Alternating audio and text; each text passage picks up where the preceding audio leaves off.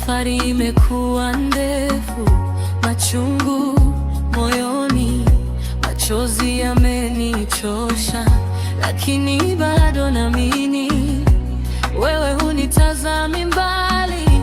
Nainua macho yangu, msaada watoka kwako. Nipe nguvu mpya, e Baba, nipe tumaini jipya leo. Nitembee bila kuogopa, kwa sababu wewe upo nami. Nipe nguvu mpya, e Baba, nipe tumaini jipya leo. Nitembee bila kuogopa, kwa sababu wewe upo nami.